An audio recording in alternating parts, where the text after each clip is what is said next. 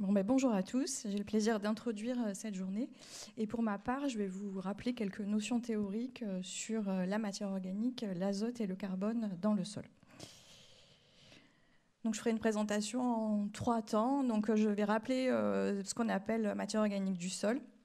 Je préciserai quelles propriétés sous-tendent en fait les fonctions et les services qu'elle nous apporte. Et j'aborderai rapidement les leviers pour gérer cette matière organique. Donc la matière organique dans les sols, qu'est-ce que c'est ? En fait, ce qui est organique dans les sols, c'est tout ce qui provient de tissus qui ont été à un moment ou à un autre vivants et qui peuvent l'être encore et qui se retrouvent au sol. Donc on va avoir là-dedans, on va retrouver des débris de plantes en fait, des litières et des racines, des déjections animales et aussi tous les micro-organismes et les produits microbiens. Donc la matière organique, ça représente entre 1 à 10% de la phase solide des sols. Et c'est des matières qui sont, c'est un ensemble en fait qui est très complexe et hétérogène et qui est mélangé dans le sol. Donc on va retrouver d'une part des matières organiques qu'on appelle fraîches, qui vont être plus reconnaissables et qui sont là en fait tous les débris qui arrivent directement au niveau du sol et qui vont évoluer sous l'action en fait de la faune du sol et des micro-organismes qui vont les transformer en matière organique stable. Donc la matière organique stable, c'est une matière organique évoluée qui représente la plus grande part de la matière organique dans le sol. Elle est de couleur sombre. À ce moment-là, elle n'est plus du tout reconnaissable. Et en fait, elle s'associe avec la matrice minérale du sol, notamment les argiles et les oxydes.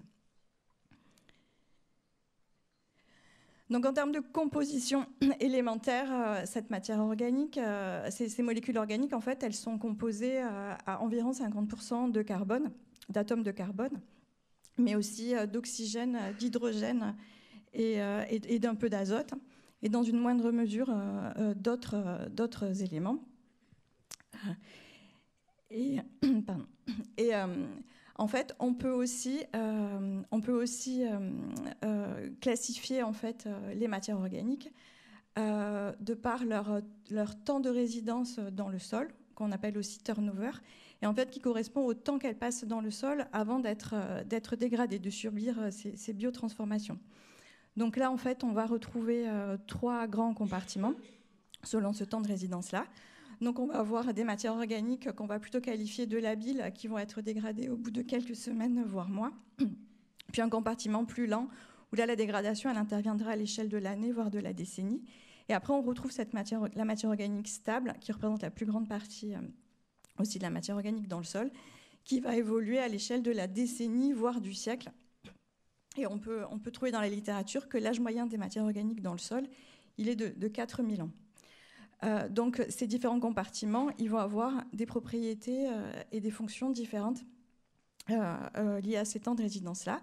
Et donc la matière organique qui va évoluer de manière plus rapide, elle va jouer en fait sur les aspects biodiversité, activité biologique, fourniture de nutriments aux plantes, alors que la matière organique stable, elle va plutôt jouer sur les aspects de structure du sol et d'habitat pour les micro-organismes, et notamment aussi sur la capacité d'échange cationique, le réservoir utile et le stockage de carbone. Alors, le carbone, matière organique,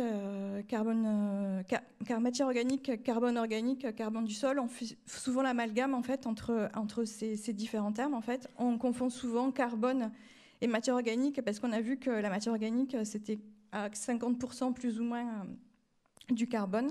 Et en fait, cet amalgame, il est d'autant plus fait que quand on fait une analyse de sol, à l'analyse de sol, le taux de matière organique que vous allez avoir sur votre analyse, en réalité, il n'est pas calculé directement. Ce qui va être dosé, c'est du carbone. Et ce carbone-là, on va appliquer un coefficient pour avoir une idée du taux de matière organique. Voilà, donc en fait, cet amalgame, il est souvent fait, mais il y a un cas où il faut faire attention de ne pas le faire, en fait, c'est le cas des sols calcaires. Et en fait, ça c'est important parce qu'en Occitanie, là vous voyez que vous avez une carte en fait, qui est issue du GISOL et qui indique les taux de calcaire en pourcent des sols de France. Et on voit qu'en Occitanie, on a quand même beaucoup de sols calcaires. Et dans les sols calcaires, en fait, on va avoir du carbone organique, comme dans tous les autres sols, donc de la matière organique, mais aussi du calcaire inorganique. qui va être présent, du carbone, pardon, on va avoir du carbone organique et du carbone inorganique, qui va être présent dans le calcaire sous forme de calcite essentiellement. Et donc, on ne pourra pas faire cet amalgame-là entre carbone du sol égale carbone organique. Il faudra les doser séparément. Voilà. Et donc, on voit que dans les sols d'Occitanie, par rapport au taux de calcaire qu'on peut avoir dans les sols calcaires, ce pourcentage de carbone inorganique il peut représenter de 3 à 6% du carbone total du sol. Donc maintenant qu'on a défini plus précisément ce qu'était la matière organique, quels sont ses intérêts, donc là je vais vous les lister de manière un peu globale et puis je reviendrai plus en détail sur certains d'entre eux. Donc en fait la matière organique elle a notamment des propriétés chimiques. Si on part du bas et qu'on remonte en suivant le sens des aiguilles d'une montre, en fait elle va permettre d'une part de limiter les toxicités, elle est capable de complexer certains éléments, notamment le cuivre par exemple, et de les rendre moins biodisponibles, donc de limiter leur toxicité. En fait, elle va aussi constituer un stock de nutriments pour la plante, c'est-à-dire qu'elle va être une source d'éléments minéraux qui pourront être libérés par minéralisation.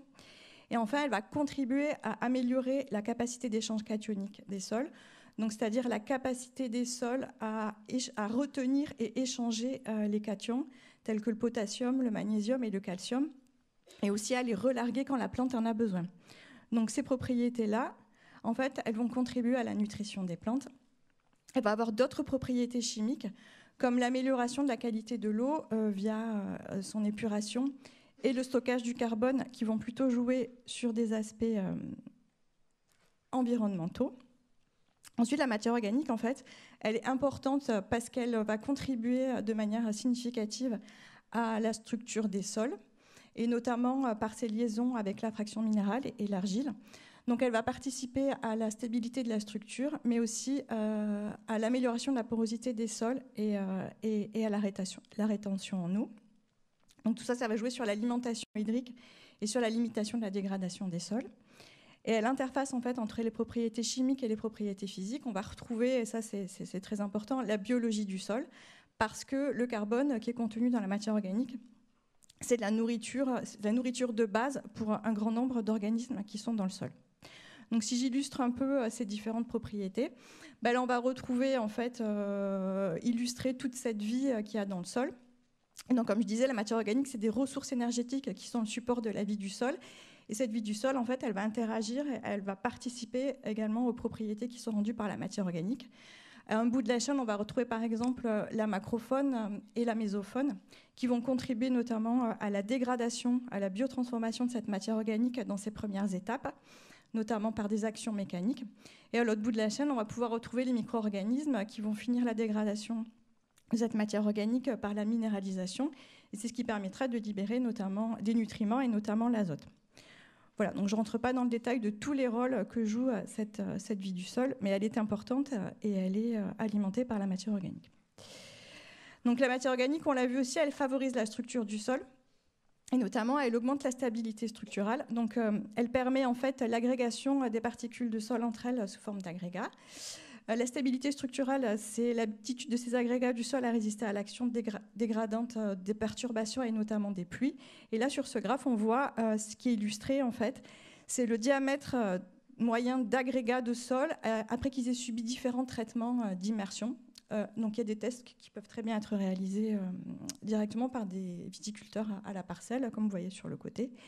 Et en fait, ce qu'on voit, c'est cette compilation de différentes études qui met en évidence que plus la teneur en carbone du sol augmente, plus la stabilité des agrégats augmente. Et donc ça, c'est important parce que ça va contribuer à la réduction des phénomènes de battance et d'érosion. Alors une question qui devient de plus en plus prégnante en fait, face aux aléas climatiques auxquels on est confronté, c'est la question de la matière organique et de la réserve en eau. En fait. Donc la matière organique, on l'a vu, en fait, elle a un rôle sur la structure du sol. Elle améliore la porosité du sol et elle améliore la stabilité structurelle du sol. Donc de manière indirecte, en fait, elle va jouer sur l'amélioration du réservoir utile parce qu'elle va faciliter l'enracinement des cultures et parce qu'elle va améliorer la circulation de l'eau dans le sol et notamment son infiltration. Mais qu'en est-il vraiment de son impact direct sur la rétention de l'eau dans le sol ? il y a peu d'études qui ont étudié ça. Là, vous voyez le résultat d'une étude qui est beaucoup citée, où en fait 3 types de sols avec des textures différentes ont été comparés. Donc un type de sol avec une texture sableuse, une texture moyenne ou une texture argileuse.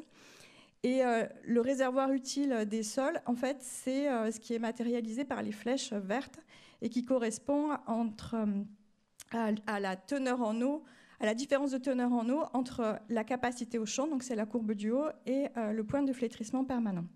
Donc finalement, ce qu'on peut retenir de cette étude, c'est que la relation entre la teneur en carbone et les propriétés de rétention en eau, elle est très dépendante de la texture du sol, puisqu'on voit que sur le graphe du haut, pour le sol de texture sableuse, un sol de texture sableuse avec une faible teneur en carbone, à partir du moment où on augmente sa teneur en matière organique, on va avoir un gain significatif de réservoir utile, alors que ce n'est pas le cas sur le sol argileux. Bon, ça, c'est le résultat d'une étude, mais il mériterait d'être conforté par d'autres recherches.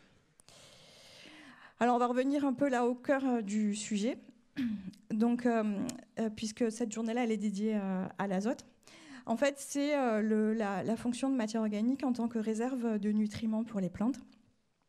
Donc la matière organique, en fait, elle est intéressante en tant que stock pour certaines fonctions, mais il ne suffit pas de l'avoir là et qu'elle reste là sans bouger. En fait, ce qui est important, c'est aussi qu'elle soit biodégradée par la faune du sol et les micro-organismes pour permettre la libération d'éléments minéraux. Donc je pense que certains intervenants reviendront là-dessus. Mais en gros, ce qui se passe, c'est que toutes les sources de matière organique qui arrivent au niveau du sol, en fait, elles sont d'abord dégradées de manière plus ou moins physique et mécanique par la faune du sol, avant d'être attaquées en fait, par les enzymes qui sont libérées par les micro-organismes et qui vont transformer cette matière organique en macromolécules. Et quand ces molécules organiques, en fait, elles vont être... toutes les liaisons chimiques entre elles vont être brisées au stade ultime. Là, on arrive à la minéralisation. Et donc, la minéralisation de cette matière organique va libérer d'une part du CO2 et d'autre part de l'azote sous forme minérale dans le sol, donc sous forme ammoniacale puis nitrique.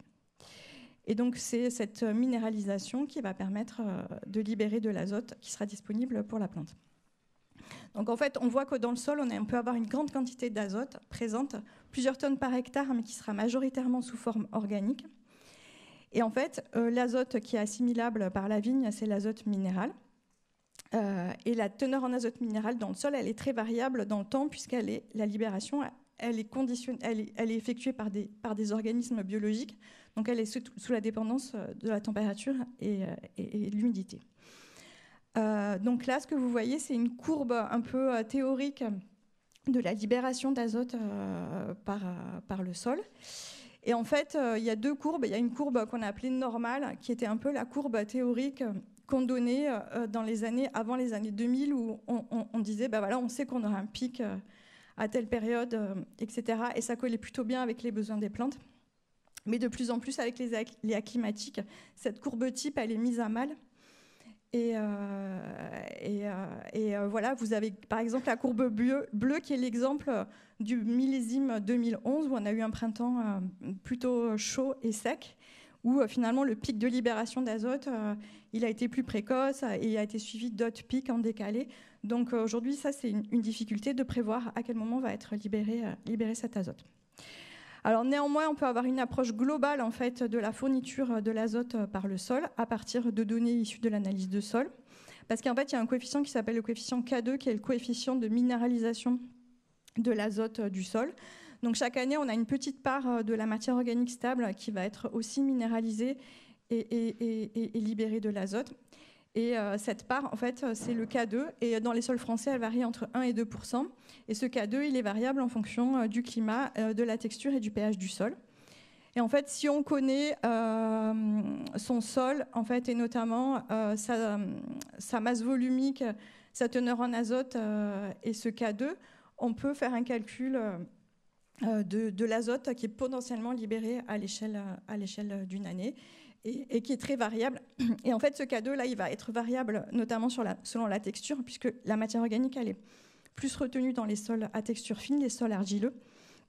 Donc le K2 va diminuer et la libération d'azote va être un peu différente. Donc là, on voit qu'entre deux sols, on a des ordres de grandeur de l'ordre de 30 à 40 unités d'azote libérées à l'échelle de l'année, mais ça peut être variable de 20 à une centaine. Voilà, voilà. Donc la matière organique, elle peut fournir des éléments minéraux par ces processus de dégradation, mais je vous ai dit, elle permettait aussi d'améliorer la capacité d'échange cationique, et à ce titre, elle joue aussi favorablement sur la nutrition des plantes. Donc là, je vous ai mis un résultat d'essai qui est issu d'un projet IAV qui s'appelle le projet OADMO, sur lequel on a suivi pendant plusieurs années en fait, des sites sur lesquels on avait apporté de la matière organique. Et là, vous avez un exemple. En fait, donc là, on ne parle pas de la matière organique du sol directement, mais indirectement.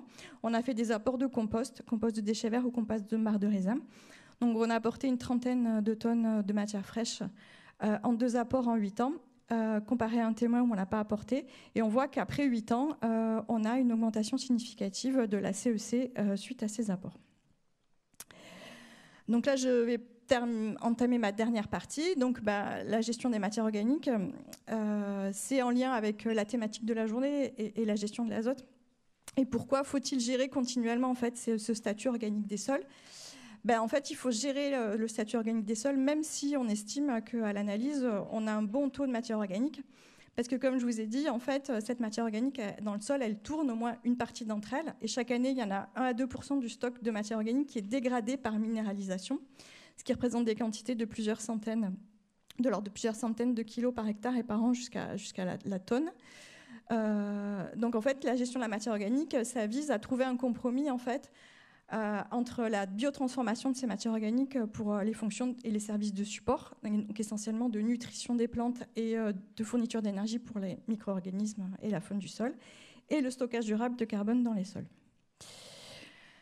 Juste un point sur, finalement, une des questions qui se pose, c'est mais quel est le taux de matière organique idéal pour ma parcelle ? Donc je ne vais pas répondre à cette question. Voilà, parce qu'en fait, là, j'ai plutôt mis des illustrations pour vous montrer que ce taux de matière organique, il était très variable selon les types de sols et leur usage. Donc à gauche, vous avez une carte du Gisol également, qui est issue du Gisol et qui montre les stocks de carbone organique à l'échelle de la France. Donc on voit que c'est très variable, avec une moyenne qui est de l'ordre de 50 tonnes de carbone organique par hectare sur 0,30 cm. Et en fait, au niveau des types de sols, je ne l'ai pas illustré ici, mais ce qui fait varier le plus, c'est la teneur en argile, en fait, puisque les sols plus riches en argile vont être plus à même de retenir les matières organiques et donc ont un potentiel de stockage plus élevé. Mais l'usage des sols joue aussi beaucoup sur ces teneurs en matière organique. Et les sols viticoles français, en fait, leur teneur, elle est de l'ordre de 38 tonnes de carbone par hectare. Et on tombe à moins de 20 tonnes par hectare en région Occitanie. Donc là, ça illustre le potentiel de carbone, le potentiel de stockage de carbone qu'on a encore sur les sols viticoles et notamment en Occitanie. Pour gérer les matières organiques, quels sont les leviers principaux ? En fait, les principaux leviers, c'est d'augmenter les entrées organiques de toutes sortes. Donc, la restitution des résidus de culture et pour la vigne, en fait, des sarments, c'est un point fondamental, mais qui peut être complété par des apports exogènes, comme on appelle ça, donc des apports d'amendement organique.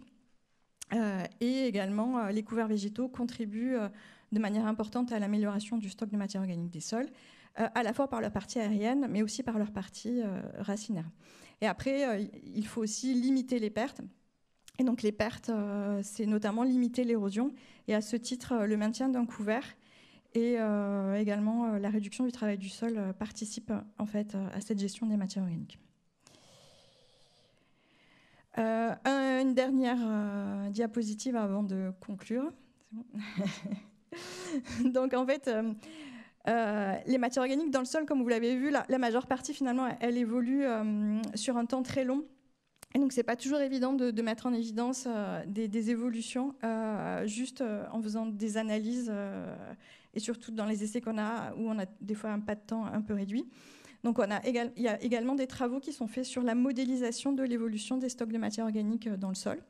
Et l'IAV a notamment participé au paramétrage du modèle AMG, qui est un modèle de bilan humique donc à son paramétrage pour la vigne. Et donc là, vous voyez un exemple de sortie du modèle AMG. Donc il s'agit d'un cas type basé sur une parcelle réelle dans les costières de Nîmes, mais sur lequel on a fait des scénarios de pratique. Et on voit comment évolue le stock de carbone organique dans le temps, dans le très long terme en fait. Et donc là, sur cette parcelle-là, donc vous avez les caractéristiques. On voit que sur cette parcelle-là qui est initialement désherbée, mécaniquement, tous les interrants sont couverts. Le fait juste de restituer les sarments, c'est la courbe grise du bas, ça permet d'augmenter très légèrement le stock de carbone organique à long terme. Que si on rajoute en plus un enherbement temporaire, en fait, là on va atteindre plus de 2 tonnes hectares de carbone stocké à l'échelle de 15 ans. Et que si en plus de ça, on rajoute un amendement organique, donc là il s'agit d'un compost de déchets verts, là on va faire un bond dans le stockage de carbone de 10 à 15 tonnes de carbone par hectare. Donc là, c'était pour vous montrer un peu cet outil et vous dire que ce type de fiches avec des scénarios, en fait, ils ont été faits dans différents cas types en Occitanie et même en France, et que vous pourrez retrouver ces travaux-là sur notre site internet. Donc j'ai mis le lien.